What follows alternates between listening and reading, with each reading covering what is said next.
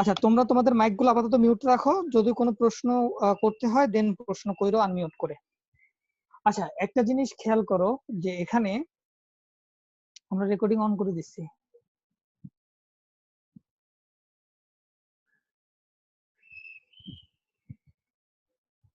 আচ্ছা, খেয়াল করো, এই যে সার্কুলার কার্ভটা আমরা যে ড্র করব, যে T1 থেকে শুরু করে M পর্যন্ত অর্ধেক, বাকি অর্ধেক যে এরকম ড্র করব, টোটাল সার্কুলার কার্ভ ড্র করার জন্য আমাদের কিছু ডাটা আগে থেকেই জানতে হবে। তো এই ডাটাগুলো কি কি? একটা হলো chainage at the point of intersection, অর্থাৎ যে কোনো একটা রেফারেন্স পয়েন্ট থেকে যে পয়েন্টে আসলে দুইটা স্ট্রেট লাইন তোমার করবে, ইন্টারসেক্ট করবে, সেই পয়েন্ট পর্যন্ত তোমার যে ডিস্টেন্স, এটার চেইনেসটা আমাদের জানতে হবে। এবং হয় অ্যাঙ্গেল অফ ডিফ্লেকশন অথবা অ্যাঙ্গেল অফ ইন্টারসেকশন জানতে হবে। যদি এরকম হয় যে এটা একটা আরেকটা স্ট্রেট লাইন, যদি এরকম হয় এই যে অ্যাঙ্গেল অফ ইন্টারসেকশন জানতে হবে, অথবা অ্যাঙ্গেল অফ ডিফ্লেকশন এটা জানতে হবে। এবং এটা আমরা তো জানি যে অ্যাঙ্গেল অফ ডিফ্লেকশন হলো এটা 5/2, এটা 5/2, এইটাই আসলে এই অ্যাঙ্গেল অফ ডিফ্লেকশন সেম। আচ্ছা, নেক্সট আমাদের আরেকটা জিনিস জানতে হবে, সেটা হলো ডিগ্রি অফ কার্ভেচার অথবা রেডিয়াস অফ দা কার্ভেচার। হয় ডিগ্রি অফ কার্ভেচার জানবো অথবা রেডিয়াস অফ কার্ভেচার জানবো। তার মানে হয় আমাদের আর জানতে হবে, অথবা এখানে যে টোটালটা যে ডি 30 মিটার তোমার আর্কের জন্য বা 30 মিটার কর্ডের জন্য যে তোমার ডি এর মান, ডি আর আর এর একটা সূত্র আমরা অলরেডি জানি, D equal to 1718.9 divided by R, already আমরা পড়ে আসছি। সো হয় আর জানতে হবে অথবা ডি জানতে হবে। এরপরে হলো হয় থিটা জানতে হবে অথবা ফাই জানতে হবে, যে কোনো একটা জানলেই হবে। শেষ। তাহলে আমরা আজকে যে অঙ্কগুলো করব, তিনটা মেথডে আসলে তোমাদেরকে আসলে তিনটা মেথড শেখানো হবে। তিনটা মেথডে কিভাবে আমরা এই যে কার্ভটা সেটা ড্র করতে পারি। তো তিনটা মেথডের ভিতরে প্রথম যে মেথডটা ছিল সেটা ছিল অর্ডিনেটস ফ্রম লং কর্ড। এটার প্রমাণ অলরেডি তোমাদেরকে গত ক্লাসে বলে দেওয়া হয়েছে, প্রমাণের দরকার নেই, বাট তোমরা নিজেদের জানার জন্য দেখে নিও আর কি। বাট প্রমাণটা আমি বলে দিচ্ছি। তো সূত্র হলো এই যে তোমার লং কর্ড থেকে T1N, এটা হলো লং কর্ডের অর্ধেক। T1N এটা হলো লং কর্ডের অর্ধেক। তাহলে এই লং কর্ড থেকে আমরা যদি অর্ডিনেট গুলোর মান জানি, ধরো এই এন থেকে 10 মিটার দূরত্বে এই অর্ডিনেটটার মান জানি, আবার এন থেকে 20 মিটার দূরত্বে এই অর্ডিনেটের মান জানি, 30 মিটার দূরত্বে অর্ডিনেটের মান জানি, 40 মিটার দূরত্বে অর্ডিনেটের মান জানি। এবার যদি প্রত্যেকটা অর্ডিনেটের মান যদি আমরা জানি, তাহলে সেই অর্ডিনেট গুলোর যে উপরের যে পয়েন্টটা, সেই পয়েন্টটা যোগ করে দিলে ফাইনালি ড্র করা যাবে এই কার্ভটা। একদম সোজা সিম্পল একটা জিনিস। বাট এই যে অর্ডিনেট গুলো প্রত্যেকটা এক্স দূরত্বে যে অর্ডিনেটের মান, সেটা বের করবো হলে প্রত্যেকটা ক্ষেত্রে এই সূত্র দ্বারা। যখনই আমাদেরকে বলবে যে অর্ডিনেটস ফ্রম লং কর্ড এই মেথডে তোমার কার্ভ রেঞ্জিং করো বা কার্ভ সেট করো, সেক্ষেত্রে আমরা ইউজ করব এই সূত্রটা, যে ordinate for x distance is equal to √r² - x² - r - vs। অর্থাৎ আমাদের আর জানা লাগবে, ভার্স সাইন ভিএস জানা লাগবে, এই দুটো বের করে ফেলবো, তাহলে এটাও কনস্ট্যান্ট আর সেটাও কনস্ট্যান্ট, শুধু চেঞ্জ হবে এক্স এর মান। এক্স এর মান 10 মিটার হলে কত হবে, 20 মিটার হলে কত হবে, 30 মিটার হলে কত হবে, এইভাবে করতে করতে আমরা 0 থেকে শুরু করব এবং শেষ হবে গিয়ে এই মেথডে T1N পর্যন্ত এই ডিস্টেন্সে গিয়ে শেষ হয়ে যাবে, মানে হলো লং কর্ডের অর্ধেকে গিয়ে শেষ হয়ে যাবে। অর্থাৎ এক্স এর মান 0 থেকে শুরু করব, আর সেই এক্স এর মান শেষ হবে গিয়ে লং কর্ডের অর্ধেক বা L/2 ডিস্টেন্সে। সো এই জিনিসটা একটু খেয়াল রাখবো, যখন অঙ্ক করব জিনিসটা আরো একটু ক্লিয়ার হবে। সেকেন্ড যে মেথড ছিল, সেকেন্ড মেথডে হলো অফসেট ফ্রম ট্যানজেন্ট। এটার আবার দুইটা মেথড ছিল, একটা ছিল রেডিয়াল অফসেট আর একটা ছিল তোমার পারপেন্ডিকুলার অফসেট। তো এখন আমরা যে মেথডটা দেখবো সেটা হলো রেডিয়াল অফসেট। রেডিয়াল অফসেটের সাথে ওইটার পার্থক্য হলো, আগে লং কর্ড থেকে তোমার অর্ডিনেট নিতাম, এখন অফসেট বা অর্ডিনেট নিব আসলে এই যে তোমার কি থেকে, অফসেট থেকে, রেডিয়াল এই যে টেনজেন্ট থেকে নিব, টেনজেন্ট থেকে অফসেট গুলো নিব। যখন এক্স এর মান 0 তখন এই ডিস্টেন্সটা 0 এই পয়েন্টে আছে, এক্স এর মান যখন 10 তখন একটা ডিস্টেন্স পাবো, যখন 20 তখন একটা ডিস্টেন্স পাবো, যখন 30 তখন একটা ডিস্টেন্স পাবো, যখন 40 তখন আর একটা ডিস্টেন্স, এভাবে করে প্রত্যেকটা ডিস্টেন্স। ফাইনালি যখন এই ডিস্টেন্সটা তোমার এক্স এর মানটা যখন PT1 এর সমান হবে, অর্থাৎ এই পয়েন্টে চলে আসবে, PT1 এর সমান বা তোমার ট্যানজেন্টের সমান আসবে, তখন আমরা যে মানটা পাবো সেটা হবে PM বা অ্যাপেক্স ডিস্টেন্সের সমান একটা মান পাবো। এর কারণ কি? এর কারণ এই প্রত্যেকটা পয়েন্ট হলো রেডিয়াল ডিস্টেন্স, প্রত্যেকটা পয়েন্ট সেন্টার দিয়ে যাবে, প্রত্যেকটা পয়েন্ট সেন্টার দিয়ে যাবে। তো এই যে পয়েন্ট গুলো আমরা পাচ্ছি, এই পয়েন্ট গুলো আবার যোগ করে দিব, ফাইনালি সুন্দর মতো কার্ভটা ড্র করতে পারবো। তো এখানে একটা চেক আছে, অ্যাপেক্স ডিস্টেন্সের চেক দিলেই হয়ে যাবে। এর আগে একটা চেক দিছিলাম L/2 এর চেক, আর এখানে হলো অ্যাপেক্স ডিস্টেন্সের চেক দিলে হয়ে যাবে। নেক্সট যে মেথড, তোমাদের শুধু সূত্রটা মনে রাখতে হবে। তোমাদেরকে বললাম আমি রেডিয়াল অফসেট মেথডে করতে, তুমি এর আগের মেথডের সূত্র ইউজ করবা, 0 পাবা। খেয়াল রাখতে হবে যে আমি কোন মেথডে অঙ্ক করতে বলছি, সেই মেথডের সূত্রই যাতে তোমরা ইউজ করো। আচ্ছা ঠিক আছে, আমরা নেক্সটে যাই। নেক্সট যেটা, সেটার সাথে আগের পার্থক্য হলো একই, অফসেট ফ্রম ট্যানজেন্টের আরেকটা হলো পারপেন্ডিকুলার অফসেট। তো পারপেন্ডিকুলার অফসেটের জিনিসটা একই, কিন্তু পার্থক্য হলো এখন যে অর্ডিনেট গুলো নিবা, সেই প্রত্যেকটা অর্ডিনেট 0 থেকে শুরু হবে, মানে এখানে x এর মান 0, এই পয়েন্টটাতে x এর মান 0 থেকে শুরু হবে, বাট প্রত্যেকটা অফসেট হবে পারপেন্ডিকুলার, প্রত্যেকটা অফসেট পারপেন্ডিকুলার হবে। অর্থাৎ এই ডিস্টেন্সটা হবে আসলে এই যে এটা, প্রত্যেকটা যে ডিস্টেন্স নির্ণয় করতেছে প্রত্যেকটা 90 ডিগ্রি অ্যাঙ্গেলে থাকবে, প্রত্যেকটা অফসেট 90 ডিগ্রি অ্যাঙ্গেলে থাকবে। তাহলে এখন তোমাদের প্রশ্ন জাগতে পারে যে আমি x=0 থেকে শুরু করলাম এই পয়েন্টে, তাহলে শেষ হবে কোথায় গিয়ে? এখানে তো শেষ হবে না। পারপেন্ডিকুলার অফসেটের ক্ষেত্রে তো এটা ট্যানজেন্টের শেষ পয়েন্ট পর্যন্ত যাবে না, কারণ সেক্ষেত্রে তো লম্বালম্বি দাগ টানলে আর একটা জায়গায় চলে যায়। সো এটা কতটুকু পর্যন্ত যাবে সেটার প্রশ্নটা হলো, এটা হবে ঠিক এটার সমান, এই যে L/2, এই যে লং কর্ডের অর্ধেক, আর এই যে ডিস্টেন্সটা সেটাও হবে লং কর্ডের অর্ধেক সমান পর্যন্ত যাবে। যখনই লং কর্ডের অর্ধেক পর্যন্ত যাব, তখন পারপেন্ডিকুলার অফসেট টানলে আমরা ম্যাক্সিমাম পয়েন্ট এম পেয়ে যাব। সো এই পয়েন্ট গুলো তখন যোগ করে দিব, যোগ করে দিলে আমরা ইজিলি ড্র করতে পারবো। সো এই তিনটা মেথড দেখছি, এই তিনটা মেথডে একটা ম্যাথ করব, মানে একটা ম্যাথই তিনটা মেথডে করব, তাহলে তোমাদের বুঝতে সুবিধা হবে। সো দেখো আমরা ম্যাথে চলে যাই। আগে বুঝতে হবে যে তোমার অঙ্কে কি বলছে, কি চাইছে, আর কি দেয়া আছে সেটা। বলছে দেখো দুইটা রোড একটা অ্যাঙ্গেলে মিট করে, দুইটা স্ট্রেট রোড একটা অ্যাঙ্গেলে মিট করে, সেই অ্যাঙ্গেলটা দেয়া আছে 127 ডিগ্রি 30 মিনিট। তার মানে এই যে থিটার মানটা দেয়া আছে, থিটার মান দেয়া থাকলে আমরা কিন্তু ফাই এর মানও নির্ণয় করতে পারবো, টোটাল ফাই এর মান। দুইটার ভিতরে সম্পর্ক হলো 180 ডিগ্রি। তো 180 ডিগ্রি কিভাবে হবে, এই ফাইটা কিভাবে হবে? ইজি জিনিস, দেখো চতুর্ভুজের বিপরীত কোণগুলোর যোগফল কিন্তু কি হয়? 180 ডিগ্রি হয়, এটা তো জানি নাকি? সো এই কোণটা যদি ফাই হয়, এই কোণটাও হবে ফাই। সো আমরা জানি এই জিনিসটা। সো থিটা দেয়া আছে, ফাই নির্ণয় করতে পারবো। এবার বলছে calculate the necessary data for setting out a curve of 15 chain radius. এখন রেডিয়াস এর মান বলে দিছে 15 চেইন, এবং 20 মিটারের চেইন ইউজ করছে, এখানে বলা নাই, বাট আমি পরীক্ষায় বলে দিব যে 20 মিটারের চেইন ইউজ করা হয়েছে। তাহলে 15 × 20, তার মানে আর এর মান হবে 300 মিটার। বুঝে গেলাম আর এর মান দেয়া আছে, এবং বলে দিছে যে এটা 3 ধরনের মেথডে আসলে সেট আউট করতে হবে কার্ভটা। তো প্রথম মেথডটা আমরা শুরু করি। প্রথম মেথড যেটা, সেটা হলো অর্ডিনেটস ফ্রম লং কর্ড। তো অর্ডিনেটস ফ্রম লং কর্ডের আগে সূত্রটা দেখি, তাহলে বুঝবো যে কি কি জিনিস আমাদের বের করতে হবে।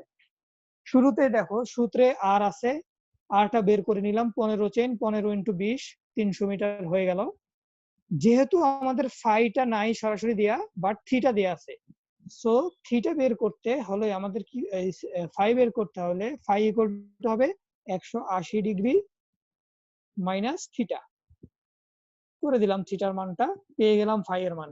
তো আমাদের সূত্রে বেশিরভাগ দেখবা যে 5/2 ইউজ করা হয়, সো 5/2 অর্ধেক করে দিলাম, পেয়ে গেলাম। এখন আমাদের নির্ণয় করতে হবে আর, নির্ণয় করতে হবে ভিএস। এর আগে আমাদের তো জানতে হবে যে লং কর্ডের ক্ষেত্রে, লং কর্ডের অর্ধেক দিয়ে আমরা আসলে সেট আউট করি কার্ভ। তো শুরু হয় x=0 থেকে, আর শেষ হয় গিয়ে L/2 তে। সো আমাদের লং কর্ড নির্ণয় করতে হবে। লং কর্ডের সূত্র হলো 2r sin π/2, মান বসায় দাও, 2r হলো 300, sin π/2 এর মান বসাও, বসানোর পরে ফাইনালি পেয়ে গেলা তোমার ক্যাপিটাল এল বা লং কর্ডের মান। তো আমরা তো x=0 থেকে শুরু করব, লং কর্ডে গিয়ে শেষ করব, লং কর্ডের শেষ মাথায়। অর্থাৎ L/2 তে গিয়ে শেষ করবে। সো L/2 নির্ণয় করে নিলাম অর্ধেক দ্বারা ভাগ করে। এটাকে অর্ধেক দ্বারা ভাগ করে L/2 নির্ণয় করে ফেললাম। নেক্সট আমাদের কাজ হলো আর তো নির্ণয় করা আছে, VS টা নির্ণয় করব। VS বা ভার্স্ট সাইন, এটার সূত্র আমরা জানি R × 1 - cos π/2, মান বসায় দিলাম, পেয়ে গেলাম। সো R - VS এটা তো একটা কনস্ট্যান্ট, সো এই কনস্ট্যান্টের মানটা বের করে ফেলি। 300 - VS এর মান যেটা পাইছি সেটা বসাইলাম, বসানোর পর পেয়ে গেলাম 269.06। এখন প্রত্যেকটা জিনিসের মান আমাদের জানা আছে, শুধু x এর মান আমরা চেঞ্জ করব, তাহলে অর্ডিনেটের মান পেয়ে যাব। এখন তোমাদের প্রশ্ন জাগতে পারে যে আমরা x এর মান 1 মিটার ধরবো, এরপরে 2 মিটার ধরবো, এরপরে 3 মিটার ধরবো, এরকম যদি করতে যাই তাহলে L/2 132 মিটার যাইতে যেতে আমাদের 132টা রেজাল্ট বের করতে হবে। সো জিনিসটা অনেক টাফ। আমরা ইচ্ছা করলে প্রত্যেক মিটারে গিয়ে আমরা আসলে এই OX এর মান নির্ণয় করতে পারি না। 1 মিটারের জন্য, 2 মিটারের জন্য, 3 মিটারের জন্য নির্ণয় করি, তাহলে 132 বার নির্ণয় করা লাগবে 0 থেকে 132 পর্যন্ত আসতে। সো আমাদের কি কাজ করতে হবে, চেইনের যে লেন্থ দেয়া থাকবে সেই লেন্থ পরপর আমরা অফসেট বের করব। চেইন দেয়া আছে 20 মিটারের চেইন ইউজ করা হয়েছে।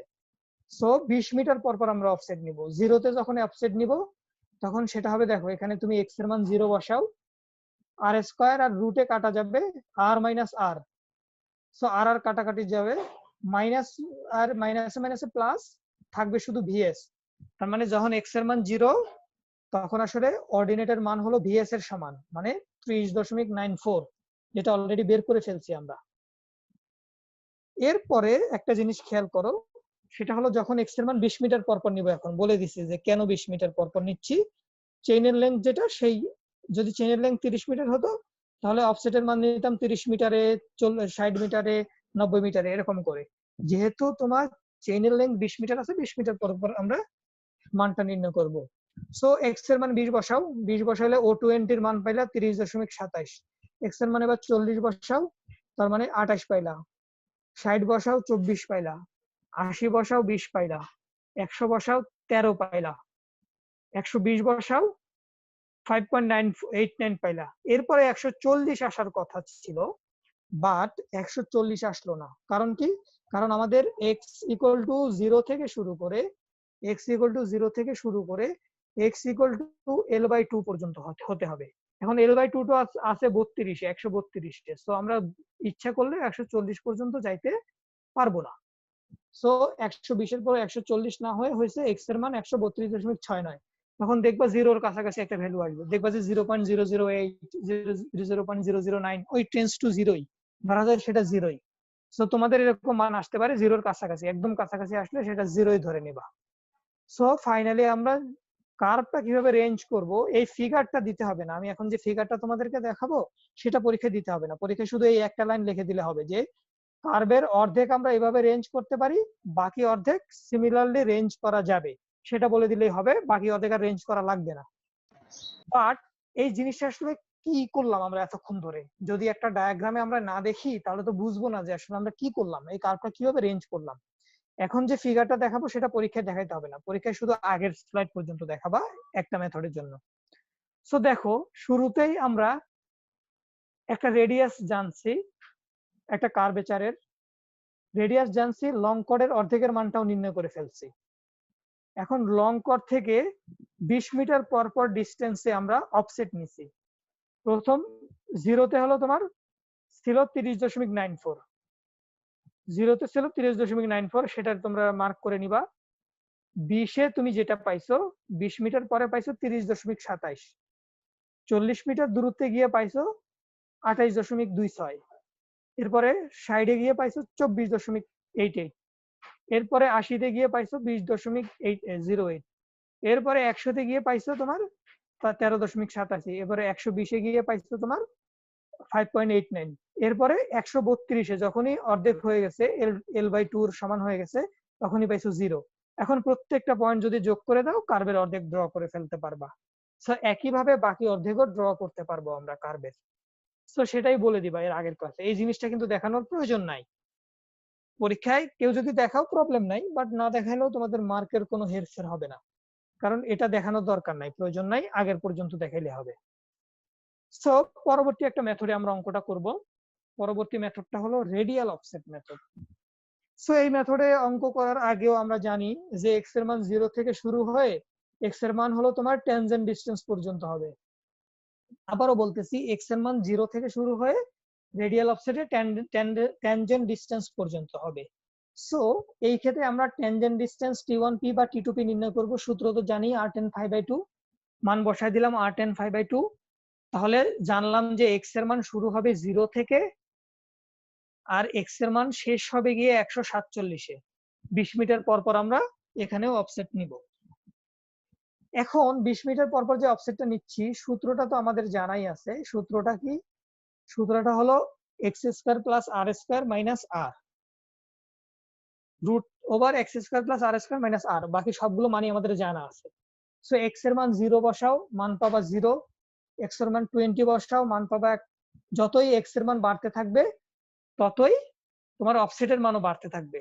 ফাইনালি আমরা 140 এর পর 160-এ না গিয়ে 147-এ যাব, কারণ আমাদের হাইস্ট লিমিট হলো 147। মানটা পাইলাম এবং সেটা চেক দিতে হবে যে এটা অবশ্যই অ্যাপেক্স ডিসটেন্সের সমান হওয়ার কথা। তো অ্যাপেক্স ডিসটেন্স বের করি, pm = r/π/2 - 1 বের করে দিলাম, একটা হুবহু এই মানটার সাথে মিলে গেছে। সো আমাদের অঙ্কটা ওকে। সো বাকিভাবে আমরা তোমার বাকি অর্ধেক ম্যাথও করতে পারবো। এখন প্রশ্ন হলো যে এটা থেকে কিভাবে নির্ণয় করছি। দেখো, আমরা কিন্তু অফসেট গুলোর মান জানি।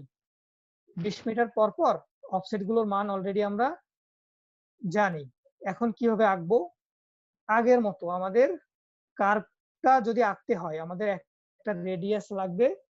এই রেডিয়াসের পারপেন্ডিকুলার একটা লাইন টানবো, যেটাকে আমরা বলবো হলো তোমার স্পর্শক বা ট্যানজেন্ট। ট্যানজেন্টটা PT1 আমরা জানি। তার মানে এক্স এর মান শুরু হবে 0 থেকে, শেষ হবে গিয়ে ট্যানজেন্ট পয়েন্ট P তে। এবং 20 মিটার পর পর আমরা ট্যানজেন্ট নিব। তো 20 এর জন্য পাইছি 0.67। এরপরে ঠিক এইখান থেকে 40 মিটার দূরত্বে গিয়ে পাইছি 2.67। ঠিক একইভাবে এইখান থেকে 60 মিটার দূরত্বে গিয়ে কত পাবো সেটা একটা ফ্যাক্ট। কত পাইছি?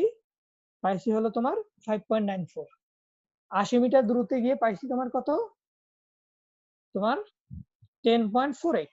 নেক্সট 100 মিটারে গিয়ে পাবো, 120 মিটারে গিয়ে পাবো, 140 মিটারে গিয়ে পাইছি এবং ফাইনালি পাইছি তোমার পিকে গিয়ে, অর্থাৎ 147-এ গিয়ে পাইছি। 147-এ গিয়ে পাইছি 34। এখন যদি প্রত্যেকটা পয়েন্ট আমরা যোগ করে দেই, তাহলে ফাইনালি পেয়ে যাব তোমার আমাদের কাঙ্ক্ষিত যে কার্ভটা সেটা। সো রেডিয়াল অফসেট মেথডে আমরা বুঝলাম যে আসলে কিভাবে আমরা কি নির্ণয় করছি। এই ডিসটেন্স গুলো নির্ণয় করছি, এই ডিসটেন্স গুলো বা অফসেট গুলো নির্ণয় করে আমরা ফাইনালি ড্র করে ফেলতে পারলাম কার্ভটা। সো এখানে এটার ক্ষেত্রে পরীক্ষায় এই ইয়াটা দেখাইতে হবে না, শুধু চেকটা দেখাবা যে এখানে পিএম এর যে মান, এই পিএম এর মানটা হবে অ্যাপেক্স এর ডিসটেন্সে, তার মানে 34.49 হয় কিনা সেটা একবার চেক দিব। ও 147.94 এর জন্য 34.49 আসছে। সো আমরা যাতে দেখতে পারি যে তোমার এটাই হবে অ্যাপেক্স ডিসটেন্সের মান, অ্যাপেক্স ডিসটেন্সের সূত্র ইউজ করে যদি সেম ভ্যালু পাই তার মানে ওকে। সো আমরা চলে যাব এখন নেক্সট আরেকটা মেথডে অঙ্কটা করব। সো সেই মেথডের নাম হলো পারপেন্ডিকুলার অফসেট। সো এখন পার্থক্য হলো কি? এখন পার্থক্য হলো ঠিক একই ভাবে তুমি তোমার এক্স থেকে শুরু করবা, x = 0 থেকে শুরু করবা, বাট প্রত্যেকটা অফসেট নিবা এরকম পারপেন্ডিকুলার অফসেট। তোমার স্পর্শকের সাথে পারপেন্ডিকুলার হবে, তার মানে তোমার একদম পি পর্যন্ত যাবে না, যাবে L/2 পর্যন্ত। এই ডিসটেন্সটা হবে L/2 পর্যন্ত। এবং সেই ক্ষেত্রে আমরা ইজিলি আসলে কার্ভটা ড্র করে ফেলতে পারবো। সো দেখি আমরা কি কি আমাদের সূত্রটাকে দেখি। দেখো, সূত্রে আছে শুধুমাত্র এক্স আর আর তো জানি। সো নতুন করে কোনো কিছু বের করতে হবে না, শুধু L/2টা বের করতে হবে। L/2 হলো 2r/sin π/2 এর অর্ধেক, তার মানে r/sin π/2। মান বসাইলাম যে শুরু হবে 0 থেকে, শেষ হবে 132.69। এই যে 132.69 গিয়ে শেষ হবে। সো মানটা বসাইলাম যে 0-তে 0, 20-তে 0.67, 40-তে 2.68, 60-তে এরকম দেখবা যতই এক্স এর মান বাড়বে অর্ডিনেটের মানগুলো বাড়বে। সো এটা আর দেখাইলাম না, এটা আর আসলে কিভাবে ড্র করব সেটা দেখাইলাম না, সেটা তোমরা নিজেরাই বুঝে নিও, একদম সোজা জিনিস। যে তাও আমি একটু বলে দেই যে তোমার স্পর্শক তুমি আঁকছো, তুমি রেডিয়াসও জানো, আর এখন এই পারপেন্ডিকুলার প্রত্যেকটা অফসেটের মান তুমি জানলা। সো পারপেন্ডিকুলার অফসেট গুলো এরকম যোগ করে দিবা সরি এরকম যোগ করে দিবা, ফাইনালি কার্ভটা ড্র হয়ে যাবে একদম সেম আগের মতোই। সো বুঝে গেলাম আমরা তিনটা মেথডে কিভাবে প্র্যাকটিক্যালি ফিল্ডে গিয়ে একটা সার্কুলার কার্ভ ড্র করতে হয়, অর্থাৎ একটা স্ট্রেট লাইন থেকে সার্কুলার পাথে কিভাবে যাওয়া যায়। ঠিক একইভাবে সার্কুলার পাথ থেকে আবার স্ট্রেট লাইন কিভাবে যাওয়া যায়, অর্থাৎ দুইটা যদি রোড থাকে এর মাঝখানে আমরা কিভাবে সার্কুলার একটা রোড কি করতে পারি, ইন্ট্রোডিউস করতে পারি সেটা। সো আমরা বুঝলাম তিনটা ম্যাথ পরীক্ষায় আসলে যে কোনো দুইটা মেথড আসবে, এবং হয়তো এইটার জন্য পরীক্ষায় থাকতে পারে 6 মার্ক বা 7 মার্কের ইয়া থাকতে পারে, মানে মার্ক থাকতে পারে ওই প্রশ্নে বরাদ্দ হিসেবে। সো তোমরা খেয়াল রাখবা যাতে তোমাদের মানে যদি বলি পারপেন্ডিকুলার অফসেট মেথডের সূত্র এইটাই ইউজ করা লাগবে, তোমার রেডিয়াল অফসেট মেথডের সূত্র ইউজ করে অঙ্ক করবা 0 পাবা, সোজা কথা আমার।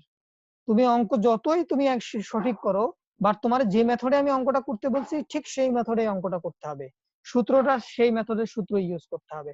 তোমরা এর আগে কিন্তু এর আগের তোমার যে ব্যাচের খাতা আমি দেখছি ওরা একই ভুল করে, পারপেন্ডিকুলার অফসেট মেথডে অঙ্ক করতে বলছি অঙ্ক দিয়ে দিল রেডিয়াল অফসেট মেথডে, বলছে তোমার অফসেট অর্ডিনেটস ফ্রম লং কট মেথডে করতে, তারা করতেছে তোমার রেডিয়াল অফসেট মেথডে। সো এই যে ভুলগুলো, এই ভুলগুলো যদি হয় সেক্ষেত্রে 0 পাবা। সো এটা একটু খেয়াল রাখতে হবে। নেক্সটে আমরা যাই নেক্সট স্লাইডে, আমাদের আরেকটা জিনিস জানতে হবে, আরেক ধরনের কার্ভ আমরা জানি, হরাইজন্টাল একটা কার্ভ অলরেডি দেখলাম, হরাইজন্টাল কার্ভ একটা সেটিং দেখলাম, সেটা হলো তোমার সার্কুলার কার্ভ সেটিং। এটা আমাদের শেষ দুইটা মেথড দেখছি অঙ্ক। এক মেথডে হলো সার্কুলার কার্ভের বিভিন্ন এলিমেন্ট গুলো বের করা, অর্থাৎ লং কর্ড বের করা, তারপর তোমার এই তোমার ট্যানজেন্ট বের করা, তোমার অ্যাপেক্স ডিসটেন্স, ভার্স সাইন, এই জিনিসগুলো বের করা দেখছি একটা মেথডে। আর আরেকটা মেথডে যখন আমরা অঙ্ক করলাম তখন আসলে কার্ভটা কিভাবে সেট আউট করা যায় বা সেটিং করা যায় বা রেঞ্জিং করা যায় সেটা দেখছি অঙ্ক। এখন দেখবো ট্রানজিশন কার্ভ বা এজমেন্ট কার্ভ কি জিনিস। পরীক্ষা যদি আসে what is the definition of transition curve, তোমার write a short note about, তোমার মনে করো কি বললাম যে ইউজেস এন্ড তোমার application of transition or easement curve, তো এরকম পরীক্ষা আসতে পারে।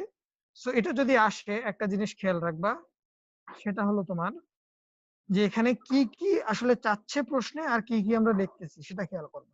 সো দেখো যে ট্রানজিশন কার্ভ মানে কি, সবসময় মনে রাখবা এটা সংজ্ঞা যদি আসে, সংজ্ঞা হলো তোমার, আচ্ছা একটা জিনিস খেয়াল করো, তোমরা কি কেউ প্রশ্ন করছো? তোমরা কেউ কি কোনো প্রশ্ন করছো? প্রাইভেটলি একজন প্রশ্ন করলো দেখলাম যে স্যার প্লাম ববটা কি একটু বুঝিয়ে দেওয়া যায়। আশফিয়া জাহিন, তুমি বলছো প্রশ্নটা আজকে করছো নাকি আরো আগে করছিলা? আশফিয়া আছো? আশফিয়া, জি স্যার আসি। তুমি কি প্লাম ববটা কি এখন বুঝতে চাচ্ছ, প্লাম ববটা কি জিনিস? প্লাম ববটা তো তুমি জি স্যার। প্লাম ববটা আচ্ছা ক্লাসের শেষে বলে দিব না, বাট প্লাম ববটা তোমার তো দেখা উচিত ছিল, এই চেইন সার্ভিং বুঝাইছি, এর আগে লিনিয়ার মেজারমেন্টেও তো তোমার প্লাম বব সম্পর্কে ডিটেইলস বলা হয়েছে। আচ্ছা যাই হোক, আমি ক্লাসের শেষে বলে দিব, মনে করো। আচ্ছা এখন আমরা যাই ট্রানজিশন কার্ভ বা ইজমেন্ট কার্ভ কি জিনিস এটা একটু খেয়াল করো। সেটা হলো তোমার, মনে করো তুমি একটা স্ট্রেট রোড দিয়ে তুমি গাড়িটা তুমি চালাচ্ছ, একটা ভেহিকেল ম্যানুভার করবা একটা মনে করো সার্কুলার পথে। এখন এই সার্কুলার পথে যাওয়ার জন্য শুরুতে যে তুমি সরাসরি স্ট্রেট লাইনের সাথে কি করা হয়, সার্কুলার পাথটা সরাসরি তোমার এখানেই দিয়ে দেওয়া হয় না, অর্থাৎ একসাথে জয়েন করানো হয় না, মাঝখানে একটা ছোট একটা কার্ভ দিয়ে দেওয়া হয়। এই ছোট কার্ভটাকে বলা হয় ট্রানজিশন বা এজমেন্ট কার্ভ। এই এজমেন্ট কার্ভের শুরুতেই তোমার দেখো তোমার স্লোপ থাকে ম্যাক্সিমাম, মানে হলো স্ট্রেট লাইনের সমান, আর শেষে তোমার স্লোপ হয় মিনিমাম বা তোমার সার্কুলার কার্ভের সমান। তো শুরুতেই স্ট্রেট লাইনে তোমার ইনফিনিটি আকারে থাকে তোমার কি স্লোপটা, আর স্লোপটা হলো তোমার কমে যায় তোমার যখন কিসে যায়, তোমার সার্কুলার কার্ভের সাথে যখন মিশে তখন এর তোমার মিনিমাম একটা স্লোপ ইয়া করে, তার মানে এই ট্যানজেন্টের মানটা ইনফিনিটি আর এই ট্যানজেন্টের মানটা হলো সার্কুলার কার্ভের ট্যানজেন্টের সমান। তো একটা জিনিস খেয়াল করো, আমরা জানলাম যে ট্রানজিশন কার্ভ বা এজমেন্ট কার্ভ হলো যখন আমরা একটা স্ট্রেট লাইন থেকে একটা তোমার কি করব একটা সার্কুলার পাথকে জয়েন করব, এই যে সার্কুলার কার্ভের সাথে এক্সটেন্ড লাইন যখন জয়েন করব তখন একটা কার্ভ দিয়ে দেয়, সেই কার্ভের নাম হলো ট্রানজিশন কার্ভ বা এজমেন্ট কার্ভ। সেই জিনিসটা এখানে বোঝানো হয়েছে। সো দেখো এটা সাধারণত তোমার বিভিন্ন ধরনের রোডে এই জিনিসটা ইউজ করা হয়। তো ইউজ কি, এটার ইউজ কি? এটার ইউজ হলো তোমার দেখো একটা জিনিস, যদি এরকম বাঁকা পথ থাকে, যখনই তুমি গাড়িটা ঘুরাবা তখনই এটা বাইরের দিকে ছিটকে যাওয়ার একটা প্রবণতা কাজ করবে। তুমি যখনই এরকম গাড়িটা ঘুরাবা তখনই এটা আউটার এজ থেকে বাইরের দিকে ছিটকে যাওয়ার একটা প্রবণতা কাজ করবে, যেটাকে বলা হয় তোমার সেন্ট্রিফিউগাল ফোর্স বা কেন্দ্র বিমুখী একটা বল। সেই কেন্দ্র বিমুখী বলটা সেটা তোমার কি করবে, কমায় দিবে। অর্থাৎ গাড়িটা কখনোই যদি রেল লাইন হয় সেটা ডিরেলমেন্ট হবে না, রেল লাইন থেকে লাইনচ্যুত হবে না, বা ভেহিকেলটা তোমার বাইরের দিকে ছিটকে যাবে না, কোনো ধরনের অ্যাক্সিডেন্ট হবে না, সেটা কমায় দিবে। এরপরে তোমার যদি এরকম কার্ভ দিয়ে দেওয়া হয়, কার্ভটা যদি একটু তোমার মনে করো যে ট্রানজিশন কার্ভ দেওয়া হয়, নর্মাল সরাসরি সার্কুলার কার্ভে না গিয়ে যদি ট্রানজিশন কার্ভ আগে ইন্ট্রোডিউস করা হয়, সেই ক্ষেত্রে গিয়ারের তোমার ওয়্যার অ্যান্ড টিয়ার অর্থাৎ ঘর্ষণের কারণে যে ক্ষয়টা হয় সেই ক্ষয়টা হবে না, প্যাসেঞ্জার গুলো ডিসকমফোর্ট ফিল করবে না। এই যে একটু বললাম সেন্ট্রিফিউগাল ফোর্স সেটার মান কম হবে, ল্যাটারাল শকের মান কম হবে, এবং ফাইনালি তুমি হায়ার স্পিডে গাড়িটা চালাতে পারবা যদি ট্রানজিশন কার্ভ থাকে। সরাসরি ট্রানজিশন কার্ভ না দিয়ে যদি সার্কুলার কার্ভ হয়ে যায় সেই ক্ষেত্রে তোমার গাড়ির ভেহিকেলের যে স্পিড সেটা কমাইতে হবে। সো আমরা জানলাম কি কি অ্যাডভান্টেজ, পরীক্ষায় আসলে যদি 3 মার্কের জন্য আসে 4টা দিবা, 2 মার্কের জন্য আসলে 3টা দিবা, যাতে করে তোমাদের একটা ভুল হলেও আমি ফুল মার্কস দিতে পারি। প্রশ্নে আসলো ডেফিনেশন অফ ট্রানজিশন কার্ভ আর ইউজেস, তো বলে দিলাম যে 1+2, অর্থাৎ প্রথমটায় 1 মার্ক সংজ্ঞার জন্য আর অ্যাডভান্টেজের জন্য 2 মার্ক। তো 2 মার্কের জন্য অ্যাটলিস্ট 3টা দিবা, যাতে একটা ভুল হইলেও তোমাদের ফুল মার্ক আমি দিতে পারি। যদি এমন হয় দুইটাই দিলা, দুইটার ভিতরে একটা ভুল, সো একটা মার্ক কাটা যাবে। সেই জিনিসটা একটু খেয়াল করবা, তোমাদেরকে যাতে ফুল মার্ক দিতে পারি সেজন্য বলে দিলাম। এখন আসো ক্যারেক্টারিস্টিক্স গুলো অলরেডি আমি বলে দিছি। প্রথমেই বলছে যে এটা একটা স্ট্রেট লাইনের সাথে যুক্ত হবে এবং একটা সার্কুলার কার্ভের সাথে যুক্ত হবে। তার মানে একটা স্ট্রেট লাইন এবং একটা সার্কুলার কার্ভের সাথে মাঝখানে যুক্ত হবে একটা ট্রানজিশন কার্ভ, এবং সেটা বলছে ট্যানজেনশিয়ালি। প্রথমটা হলো লম্বালম্বি ভাবে, পরেরটাও তোমার তোমার কার্ভের সাথে লম্বালম্বি ভাবে, অর্থাৎ ট্যানজেন্ট আকারে। এখানে ট্যানজেন্ট হবে ইনফিনিটি, ওই জন্য বলে দিছে যে must have radius of infinity. এখানে ট্যানজেন্টটা ইনফিনিটি ট্যানজেন্ট মানে কোনো রেডিয়াস নাই, কারণ স্ট্রেট লাইনের কোনো রেডিয়াস থাকে না। আর আস্তে আস্তে রেডিয়াস ইন্ট্রোডিউস হবে এবং কার্ভের রেডিয়াসের সমান হবে। তো মিটিং পয়েন্টে গিয়ে রেডিয়াস হবে সার্কুলার কার্ভের সমান, সেটা বলে দিছে। সো আমি যে জিনিসগুলো অলরেডি বলে দিয়েছি সেই জিনিসগুলোই তোমার ক্যারেক্টারিস্টিক্স আকারে আছে বা বৈশিষ্ট্য আকারে আছে, এবং বলছে এটা রেট অফ চেঞ্জ একটা নির্দিষ্ট তোমার ওয়ে ফলো করবে।